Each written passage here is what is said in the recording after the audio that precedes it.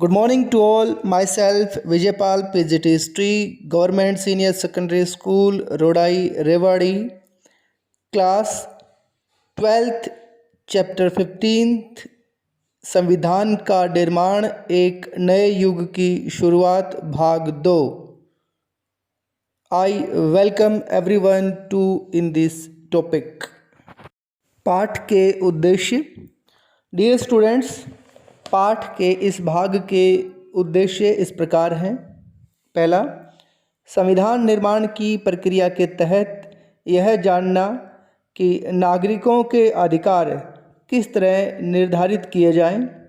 दूसरा, यह जानना कि पृथक निर्वाचिका की समस्या का समाधान किस प्रकार किया गया। तीसरा, अल्पसंख्यकों के अधिकारों का निर्धारण और संरक्षण किस प्रकार किया गया। चौथा, उत्पीड़ित समूहों को कैसे समाज की मुख्य धारा में लाने के प्रयास किए गए। नंबर 5, केंद्र और राज्यों के बीच शक्तियों का बंटवारा किस प्रकार किया गया। और छठा, राष्ट्र की भाषा के मसले का निपटारा किस प्रकार किया गया। पाठ के मुख्य बिंदु। डियर स्टूडेंट्स, पाठ के इस भाग के मुख्य बिंदु इस प्रकार हैं। पहला, अधिकारों का निर्धारण, और इसी मेन पॉइंट के 3 सब पॉइंट हैं। पहला, पृथक निर्वाचिका की समस्या। दूसरा, केवल इस प्रस्ताव से काम चलने वाला नहीं है। और तीसरा, हमें हजारों साल तक दबाया गया है। इस पाठ का दूसरा बिंदु है राज्य की शक्तियाँ, और इस दूसरे बिंदु में भी 2 भाग हैं। पहला, केंद्र बिखर जाएगा, और दूसरा, आज हमें एक शक्तिशाली सरकार की आवश्यकता है। इस भाग का तीसरा मुख्य बिंदु है राष्ट्र की भाषा, और इस तीसरे बिंदु के भी 2 भाग हैं। पहला, हिंदी की हिमायत, और दूसरा, वर्चस्व का भय। तो डियर स्टूडेंट्स, मुख्य रूप से हमारे 3 बिंदु हैं। पहला, अधिकारों का निर्धारण। दूसरा, राज्य की शक्तियाँ। और तीसरा, राष्ट्र की भाषा। अधिकारों का निर्धारण। डियर स्टूडेंट्स, शुरू करते हैं इस भाग के पहले बिंदु को। इस भाग में हमें देखना है कि नागरिकों के अधिकार किस तरह निर्धारित किए जाएं। क्या उत्पीड़ित समूहों को कोई विशेष अधिकार मिलने चाहिए, और अल्पसंख्यकों के क्या अधिकार हो, और वास्तव में अल्पसंख्यक किसे कहा जाए। जैसे जैसे संविधान सभा के पटल पर बहस आगे बढ़ी, यह बिल्कुल साफ हो गया कि उपरोक्त सवालों के जवाब सीधे नहीं हैं।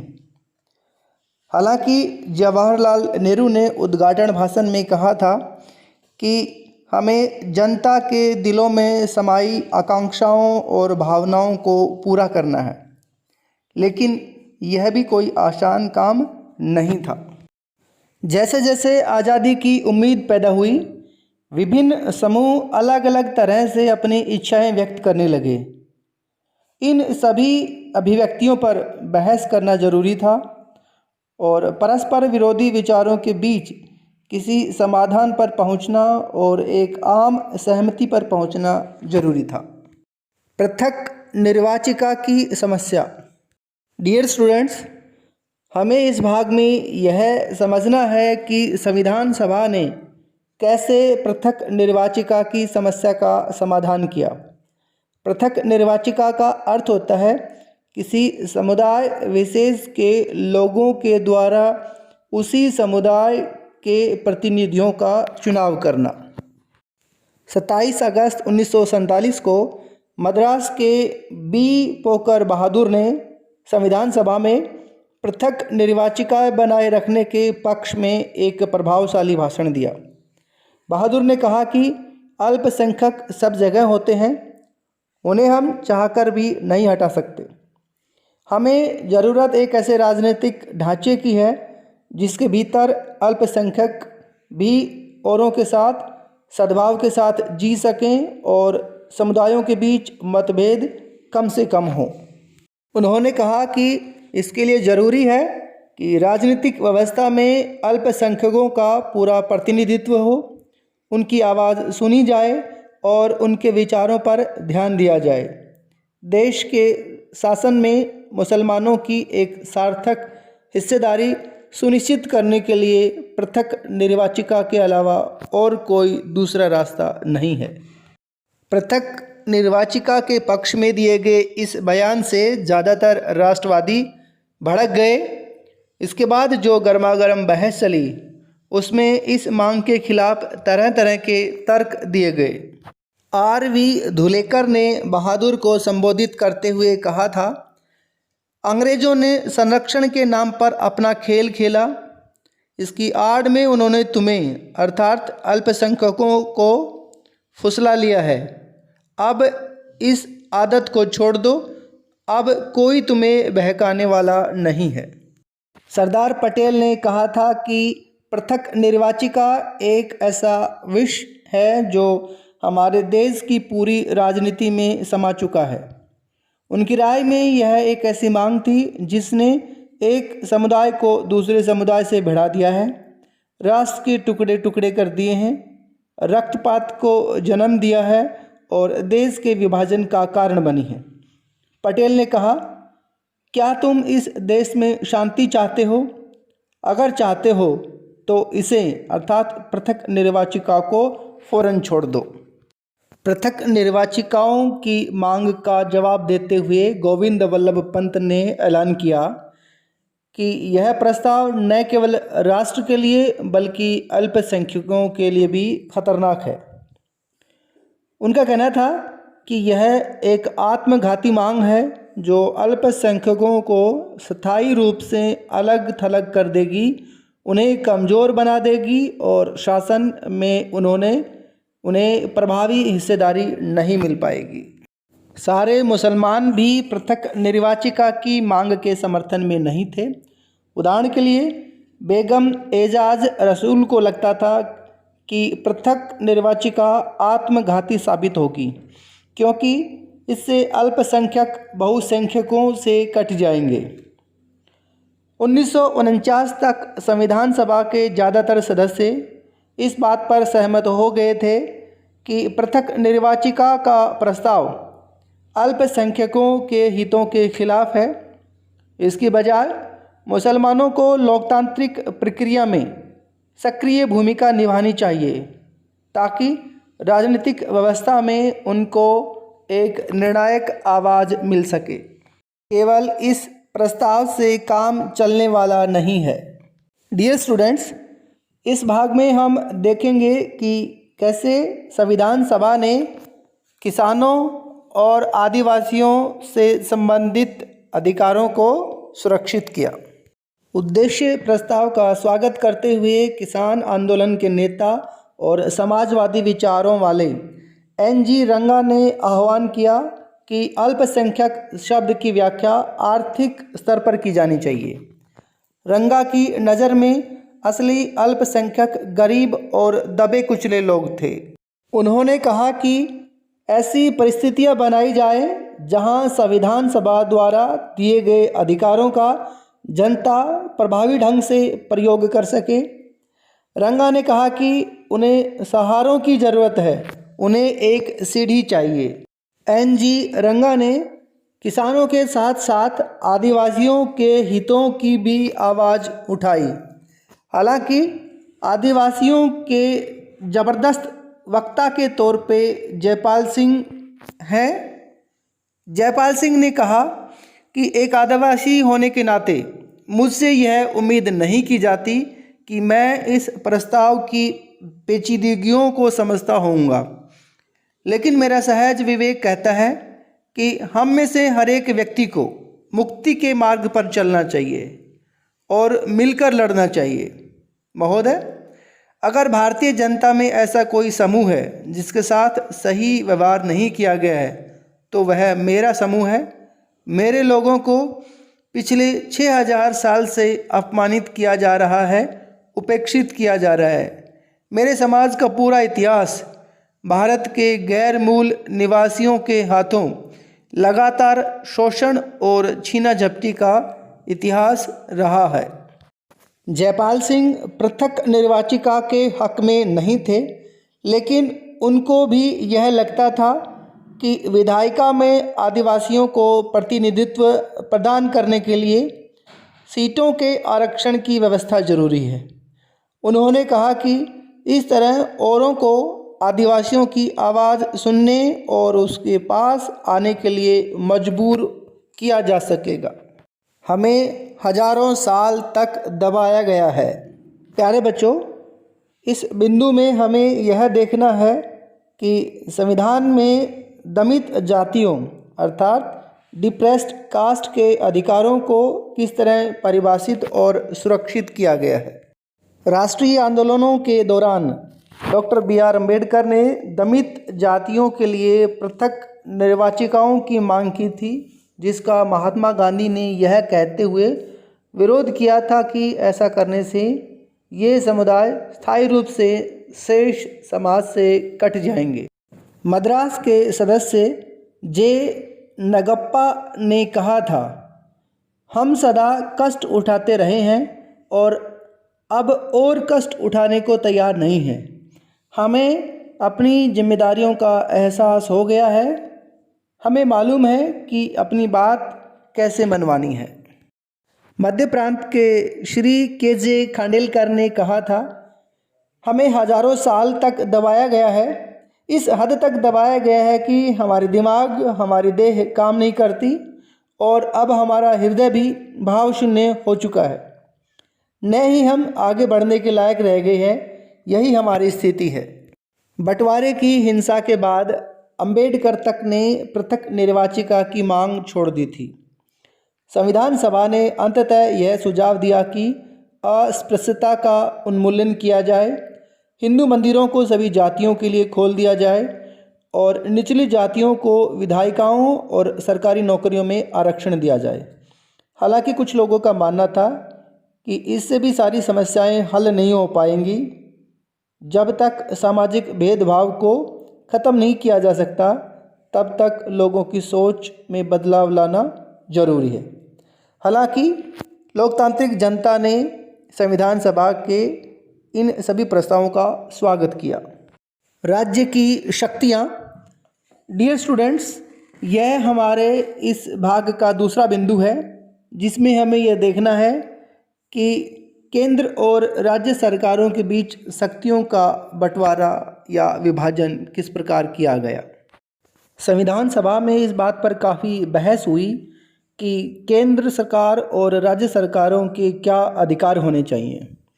जो लोग शक्तिशाली केंद्र के पक्ष में थे, उनमें जवाहरलाल नेहरू भी थे।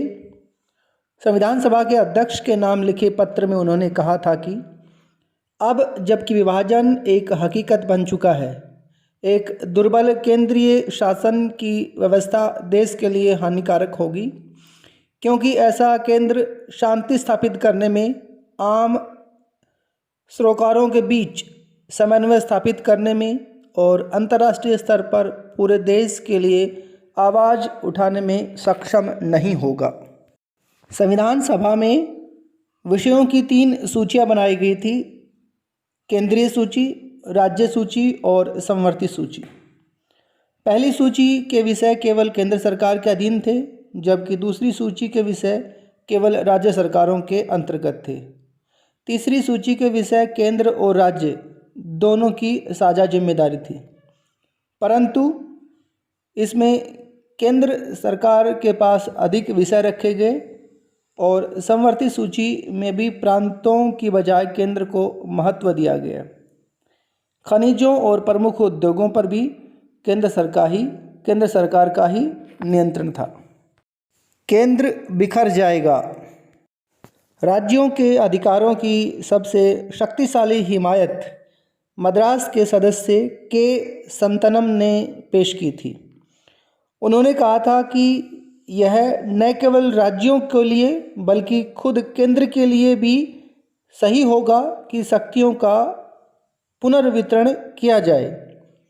उन्होंने कहा कि केंद्र के पास ज़रूरत से ज़्यादा जिम्मेवारियां होंगी तो यह प्रभावी ढंग से काम नहीं कर पाएगा। उसके कुछ दायित्वों में कमी करने से और उन्हें राज्यों को सौंप देने से केंद्र ज़्यादा मजबूत हो सकता है। राज्यों के बारे में संतनम का मानना था कि शक्तियों का मौजूदा बंटवारा उनको पंगु बना देगा, क्योंकि अधिकतर शक्तियां केंद्र के पास रहेंगी और राज्यों को पूरी तरह से केंद्र पर निर्भर रहना पड़ेगा। उन्होंने कहा कि कुछ ही सालों में सारे प्रांत केंद्र के विरुद्ध उठ खड़े होंगे। प्रांतों के बहुत सारे दूसरे सदस्य भी इसी तरह की आशंकाओं से परेशान थे। उन्होंने इस बात के लिए जमकर जोर लगाया कि समवर्ती सूची और केंद्रीय सूची में कम से कम विषयों को रखा जाए। उड़ीसा के एक सदस्य ने यहाँ तक चेतावनी दे डाली कि संविधान में शक्तियों का बेहिसाब केंद्रीकरण के कारण केंद्र बिखर जाएगा। आज हमें एक शक्तिशाली सरकार की आवश्यकता है। प्रांतों के लिए अधिक शक्तियों की मांग से सभा में तीखी प्रतिक्रियाएं आने लगीं। अंबेडकर ने घोषणा की कि वे एक शक्तिशाली और केंद्रीकृत केंद्र चाहते हैं। 1935 के गवर्नमेंट एक्ट से भी ज़्यादा शक्तिशाली केंद्र। गोपाल स्वामी अय्यर ने जोर देकर कहा कि केंद्र ज़्यादा से ज़्यादा मजबूत होना चाहिए। विभाजन से पहले कांग्रेस ने प्रांतों को काफ़ी स्वायत्तता देने पर अपनी सहमति व्यक्त की थी, लेकिन बंटवारे को देखने के बाद ज़्यादातर राष्ट्रवादियों की राय बदल चुकी थी। अब अधिकतर सदस्य मजबूत केंद्र की समर्थन में थे। राष्ट्र की भाषा। डियर स्टूडेंट्स, यह हमारे अध्याय के इस भाग का तीसरा बिंदु है। इसमें हमें ये देखना है कि संविधान सभा ने राष्ट्रभाषा के मुद्दे को किस प्रकार सुलझाया। संविधान सभा में कई महीनों तक भाषा के मुद्दे पर काफ़ी बहस हुई और कई बार काफ़ी तनातनी भी पैदा हुई। हालांकि 30 के दशक तक कांग्रेस ने यह मान लिया था कि हिंदुस्तानी को राष्ट्रीय भाषा का दर्जा दिया जाए। महात्मा गांधी का मानना था कि हर एक को एक ऐसी भाषा बोलनी चाहिए जिसे लोग आसानी से समझ सके। हिंदी और उर्दू के मेल से बनी हिंदुस्तानी भारतीय जनता के बहुत बड़े हिस्से की भाषा थी और यह विविध संस्कृतियों के आदान प्रदान से समृद्ध हुई एक साझी भाषा थी। हिंदी की हिमायत। डियर स्टूडेंट्स, इस बिंदु में हमें यह देखना है कि संविधान सभा के सदस्यों ने कैसे हिंदी की हिमायत की या हिंदी के पक्ष में अपने विचार रखे। संविधान सभा के एक शुरुआती सत्र में संयुक्त प्रांत के कांग्रेसी सदस्य R.V. धुलेकर ने इस बात के लिए पुरजोर शब्दों में आवाज़ उठाई थी कि हिंदी को संविधान निर्माण की भाषा के रूप में इस्तेमाल किया जाए। हालांकि दूसरे सदस्यों ने जब इसका विरोध किया तो काफ़ी हंगामा खड़ा हो गया था और जवाहरलाल नेहरू के हस्तक्षेप के बाद सदन को शांत किया गया था। संविधान सभा की भाषा समिति ने हिंदी समर्थकों और विरोधियों के बीच एक फार्मूला विकसित किया था। समिति ने सुझाव दिया कि देवनागरी लिपि में लिखी हिंदी भारत की राजकीय भाषा होगी और हिंदी को राष्ट्रभाषा बनाने के लिए धीरे धीरे आगे बढ़ना चाहिए। पहले 15 सालों तक सरकारी कामों में अंग्रेजी का इस्तेमाल जारी रहेगा। साथ ही प्रत्येक प्रांत को अपने कामों के लिए कोई एक क्षेत्रीय भाषा चुनने का अधिकार होगा। संविधान सभा की भाषा समिति ने हिंदी को राष्ट्रभाषा की बजाय राजभाषा कहकर विभिन्न पक्षों की भावनाओं को शांत करने और सर्वस्वीकृत समाधान पेश करने का प्रयास किया था। वर्चस्व का भय। प्यारे बच्चों, इस भाग में हमें यह देखना है कि हिंदी को राजकीय भाषा घोषित करने पर दूसरे भाषा के लोगों को कैसे इसका भय या वर्चस्व बढ़ने का भय दिखाई दे रहा था। मद्रास की सदस्य श्रीमती जी दुर्गाबाई ने अपनी चिंता व्यक्त करते हुए कहा, अभी हाल तक भारत की राष्ट्रीय भाषा का जो सवाल लगभग सहमति तक पहुंच गया था, अचानक बेहद विवादास्पद मुद्दा बन गया है। चाहे यह सही हुआ हो या गलत, गैर हिंदी भाषी इलाकों के लोगों को यह एहसास कराया जा रहा है कि यह झगड़ा या हिंदी भाषी इलाकों का यह रवैया असल में इस राष्ट्र की साझा संस्कृति पर भारत की अन्य शक्तिशाली भाषाओं के स्वाभाविक प्रभाव को रोकने की लड़ाई है। श्रीमती दुर्गाबाई ने सदन को बताया कि दक्षिण में हिंदी का विरोध बहुत ज़्यादा है। विरोधियों का यह मानना संभवतः सही है कि हिंदी के लिए हो रहा प्रचार प्रांतीय भाषाओं की जड़ें खोदने का प्रयास है। उन्होंने बताया कि गांधी जी के आह्वान पर दक्षिण में हिंदी का प्रचार जारी रखा, विरोध का सामना भी किया, हिंदी के स्कूल खोले और कक्षाएं भी चलाई, पर इन सब का क्या नतीजा निकला। दुर्गाबाई ने पूछा कि सदी के शुरुआती सालों में हमने जिस उत्साह से हिंदी को अपनाया था, मैं उसके विरुद्ध यह आक्रामकता देखकर सकते में हूँ। दुर्गाबाई हिंदुस्तानी को जनता की भाषा स्वीकार कर चुकी थी, मगर अब उस भाषा को बदला जा रहा है। उर्दू तथा क्षेत्रीय भाषाओं के शब्दों को उससे निकाला जा रहा है और हिंदुस्तानी के समावेशी और साझा स्वरूप को कमज़ोर करने वाले प्रयास से वो बेचैन और भयभीत हैं। मद्रास के श्री टी.ए. रामलिंगम चेट्टियार ने इस बात पर जोर दिया कि जो कुछ भी किया जाए एहतियात के साथ किया जाए। यदि आक्रामक होकर काम किया गया तो हिंदी का कोई भला नहीं हो पाएगा। चाहे लोगों के भय निराधार हो, उनको शांत किया जाना चाहिए, वरना लोगों में गहरी कड़वाहट रह जाएगी। उन्होंने कहा, जब हम साथ रहना चाहते हैं और एक एकीकृत राष्ट्र की स्थापना करना चाहते हैं तो परस्पर समायोजन होना ही चाहिए और लोगों पर चीज़ें थोपने का सवाल नहीं उठना चाहिए। निष्कर्षतः भारतीय संविधान गहन विवादों और परिचर्चाओं से गुजरते हुए बना है। उसके कई प्रावधान लेन देन की प्रक्रिया के जरिए बनाए गए थे।